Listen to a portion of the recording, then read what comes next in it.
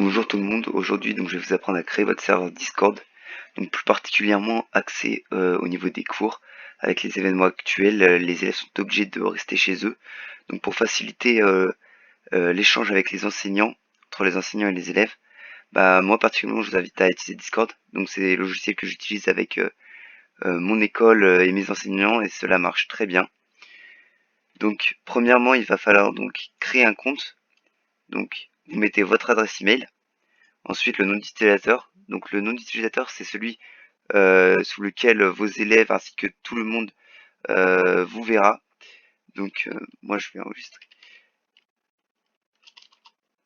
Voilà.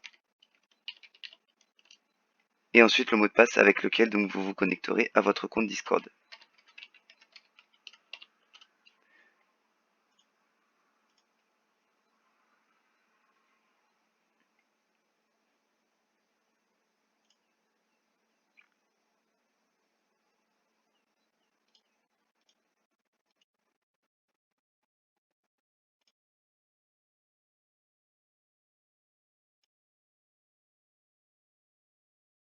Voilà, donc là, on arrive sur la page d'accueil de Discord. Donc ici, donc vous avez donc premièrement au niveau de l'accueil, euh, ajouter un ami. Donc ici, pour ajouter un ami, donc vous allez entrer le nom d'utilisateur qui se trouve ici de votre ami, ainsi que son tag Discord, donc le hashtag avec les 4 numéros qui suivent, et vous lui envoyez une demande d'amis. Ici, ce sont les personnes que vous avez bloquées, donc ils ne peuvent ni vous envoyer de messages, ni vous appeler, ni quoi que ce soit. Ici, les demandes d'amis qui sont en attente. Ici, ce sont la liste de vos amis, et ici, ce sont donc la liste de vos amis qui sont en ligne. Les messages privés, donc ici, c'est les messages que vous aurez avec une seule personne ou un groupe de personnes. Donc, lorsque vous en aurez un, il s'affichera ici. Donc, premièrement, on va donc créer un serveur. Donc, ici, vous ajoutez un serveur. Ici, donc, le nom du serveur, école. Ici, c'est la photo qui va s'afficher donc à gauche de votre écran et, donc avec lequel on verra votre serveur. Donc ici, c'est le lien avec lequel les gens vont pouvoir rejoindre votre serveur. Donc, il faut absolument que vous cochiez paramétrer ce lien pour qu'il n'expire jamais, afin qu'il reste toujours le même et que vos élèves puissent le rejoindre en toute période. Comme vous pouvez le voir, avec le Covid-19, plusieurs mesures ont été mises en place par Discord. Donc, je vous laisserai les lire. Donc, ici, vous avez donc tout ce qu'il faut pour créer votre serveur. Donc pour inviter des gens, il vous suffit de leur envoyer le lien que vous pouvez copier ici, par message, par mail, comme vous voulez. Alors Server Boost, vous ne vous en occupez pas, cela est payant, donc cela ne sert à rien. Donc on va d'abord aller dans les paramètres du serveur. Donc ici c'est la vue de votre serveur avec laquelle vous pouvez voir donc le nom, la région ainsi que l'image si vous voulez changer l'image, le nom, etc. Les rôles, donc c'est là que ça va devenir important. Donc everyone, donc c'est le rôle que tout le monde aura. Donc vous allez donc créer plusieurs rôles, autant que vous voulez. Donc par exemple ici on va créer le rôle élève. Ici, on va le mettre en rose. Donc ici c'est tout ce que pourront faire vos élèves sur le serveur. Donc là c'est afficher les membres ayant ce rôle séparément des autres membres en ligne. Donc sur la colonne de droite, lorsque vous verrez vos membres en ligne, cela permettra de séparer les enseignants des élèves. Administrateur, donc c'est pour pouvoir accéder aux paramètres du serveur, donc vous bien évidemment ne les mettez pas. Voir les logs du serveur non plus.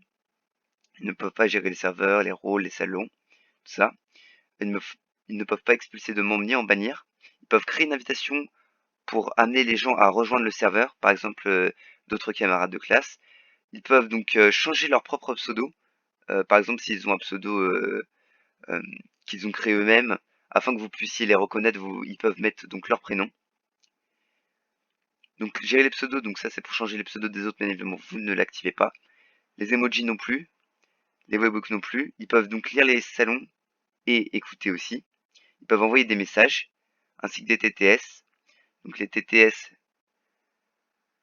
je vous laisse lire. Les messages, ils ne peuvent pas les gérer. Ils peuvent intégrer des liens ainsi que joindre des fichiers et voir les anciens messages. Ça, c'est important. Si pour les devoirs ou les documents, s'il y a besoin de travailler dessus. Donc ici, c'est mentionné everyone. Donc lorsque la personne ne mentionne un everyone, toutes les personnes recevront une notification de ce message. Donc je vous incite à le désactiver pour pas que les élèves justement abusent de ceci. Je vous invite aussi à désactiver l'utilisation des emojis externes et des réactions, sinon il va y avoir des réactions partout. C'est des petits smileys qui se mettent en dessous des messages. Donc ici c'est pour les permissions vocales, vous faites ce que vous voulez. Voilà, donc là le rôle est terminé. Donc on a le rôle élève. Maintenant on va créer le rôle enseignant. Donc le rôle enseignant, ce sera donc un rôle d'administrateur, vu que les enseignants seront les administrateurs. Donc on va le mettre en bleu. Voilà. Donc là on va faire de même. Alors donc là on active administrateur. Ils peuvent donc voir les logs du serveur, c'est-à-dire ce que les élèves ou même les administrateurs font sur le serveur. Ils peuvent gérer le serveur, gérer les rôles, les salons. Ils peuvent bannir des membres, expulser des membres de même, changer le pseudo des élèves si besoin en gérant les pseudos. Les emojis, je sais pas si ça vous intéresse, mais bon, si vous voulez, vous pouvez l'activer. Et donc ils peuvent gérer les messages afin de supprimer les messages ou les épingler. Les épingler, c'est pour qu'ils restent et que tout le monde puisse les voir en permanence. Voilà. Et donc couper le micro de membre et mettre en sourdine aussi pour les permissions vocales afin de, si un élève perturbe, qu'il puisse être coupé. Voilà. Enfin, quand vous avez fini les rôles, vous enregistrez les modifications. Donc les emojis, vous n'y touchez pas, ça sert à rien. La modération non plus. Les logs du serveur, donc c'est ici. Donc vous pouvez voir donc toutes les actions que j'ai pu faire. Donc elles seront toutes incluses ici. Donc une fois que vous avez fini. Donc ici déjà vous pouvez voir les membres. Ainsi donc pour les mettre leur rôle. Moi je vais mettre un rôle enseignant. Et donc les invitations qui ont été envoyées. Et l'expiration, parce que bien évidemment il y a une date d'expiration à chaque invitation. Donc pensez à les renvoyer régulièrement si la personne n'a pas rejoint le serveur.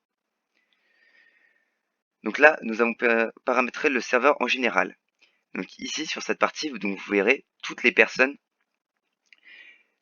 ayant accès à votre serveur et celles qui sont dedans, ainsi qu'en ligne ou hors ligne, ainsi que leur rôle. Donc en bleu, vous pouvez voir que je suis enseignant. Alors, donc sur Discord, il y a plusieurs types de salons, les textuels et les vocaux. Les textuels, donc comme c'est marqué, vous pouvez y envoyer du chat, par exemple, bonjour. Donc là, tout le monde peut écrire dans ces salons. Les générales, donc les vocaux, donc c'est ceux où on peut parler dedans, vous voyez, donc là j'en suis dans un. Et donc pour vous déconnecter, il suffit d'appuyer sur le téléphone.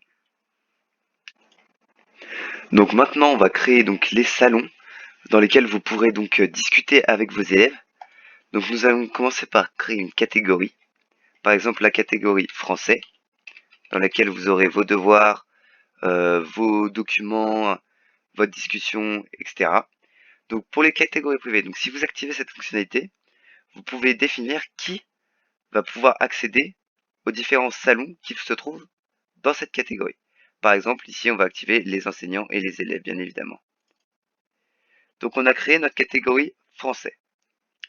Une fois qu'on a créé notre catégorie français, on va donc créer un salon. Ici, on va créer un salon textuel. Par exemple, devoir. Donc ici, dans ce salon, par exemple, le prof pourra donner ses devoirs. Donc ce salon, vous allez pouvoir définir qui peut écrire dedans ou non. Dans modifier le salon, donc vous avez la vue d'ensemble. Donc ici, ça vous permet d'activer le fait de poster un message, par exemple toutes les 5 secondes, toutes les 10 secondes, ainsi pour éviter le spam tout simplement. Donc les permissions, ce sont donc les permissions que les différents rôles peuvent avoir. Donc l'élève, il peut donc lire les messages. Donc on va dire qu'il ne peut pas créer d'invitation, ni gérer le salon, ni gérer les permissions, ni gérer les webbooks. Il peut lire les messages, bien évidemment. Il ne peut envoyer de messages. Il ne peut envoyer de messages TTS. Il ne peut pas gérer les membres, ni intégrer des liens, ni joindre des fichiers, ni voir les anciens messages, ni mentionner quiconque, ni utiliser des emojis. Enfin voilà. Donc en gros, il faut tout fermer sauf la possibilité de lire le message. En revanche, pour les enseignants, donc ça va être leur salon, vu que c'est là qu'ils vont pouvoir mettre les devoirs. Ils vont ça sert à rien. Donc créer une invitation ne sert à rien. Ils peuvent donc gérer le salon, les permissions, les webbooks. Ils peuvent donc envoyer les messages. Ils peuvent gérer les messages, intégrer des liens, joindre des fichiers. Donc pour les devoirs, il faut bien évidemment parfois joindre des fichiers, des documents. Ils peuvent voir les anciens messages, mentionner tout le monde. Ils peuvent utiliser des emojis externes ou ajouter des réactions. Voilà. Et everyone, bien évidemment, donc c'est tout le monde. Donc vous faites croix partout. Voilà. Parce que c'est, bien évidemment, tout le monde peut avoir accès à ces différentes fonctionnalités. Bien évidemment, il ne faut que les enseignants qui puissent y accéder. Donc il faut ensuite enregistrer les modifications. Et vous pouvez sortir. Donc voilà. Donc vous avez la possibilité d'envoyer vos devoirs. Donc vous avez votre premier channel écrit. Donc votre chat. Maintenant, on va créer un salon vocal. Donc, par exemple, cours. Si on veut, par exemple, parler en cours comme si on avait un vrai cours dans la classe, tout le monde se connecte avec son micro dans cette catégorie et tout le monde peut y avoir accès. Alors, je le mets dans le français.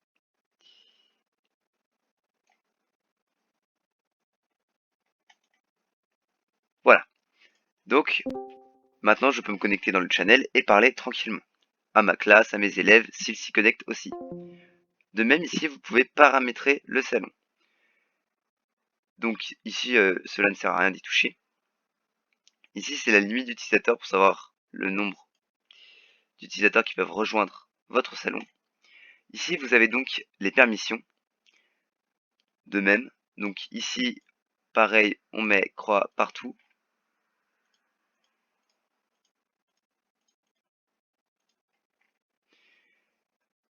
Au niveau des élèves, alors, donc créer une invitation, on fait croix, gérer le salon, ils ne peuvent pas. Voilà. Ils peuvent voir le salon ici connecté, bien évidemment, ils peuvent parler. Ils ne peuvent pas couper le micro de membres. Ils ne peuvent pas mettre en sourdine des membres. Ils ne peuvent pas déplacer des membres. Ils ne peuvent pas utiliser la détection de voix et ils n'ont pas, bien évidemment, la voix prioritaire. Pour les enseignants, ils peuvent gérer le salon, les permissions, les webbooks. Ils peuvent parler, couper le micro des membres, mettre en sourdine les membres, déplacer les membres. Donc déplacer les membres, c'est le fait de pouvoir sortir quelqu'un du channel vocaux ou le rentrer. La détection de voix, voilà, les voix prioritaires et passer en direct. Donc je vous laisse lire pour la voix prioritaire ce que c'est. Ensuite, on enregistre les modifications. Donc ici maintenant vous avez vos deux channels. Ensuite, il suffit donc de reproduire la même chose pour créer vos différents salons. Catégorie salon. Si vous voulez créer un même chat pour avoir les mêmes fonctionnalités mais dans différentes matières, par exemple, nous allons créer une catégorie mathématiques. Vous ne voulez pas tout refaire au niveau du paramétrage de votre channel, il vous suffit de faire clic droit dessus, de faire dupliquer le salon. Donc, et ensuite, donc, en restant appuyé clic gauche, vous pouvez venir mettre ce salon ici. Et donc ce sera exactement les mêmes avec les mêmes fonctionnalités. On peut faire la même chose pour cours. On duplique le salon et on vient l'amener dans cette nouvelle catégorie. Et voilà, maintenant vous avez les bases de Discord. Vous savez comment créer votre serveur, comment l'améliorer, comment le gérer. Moi, je vous laisse là-dessus. C'est tout pour cette vidéo.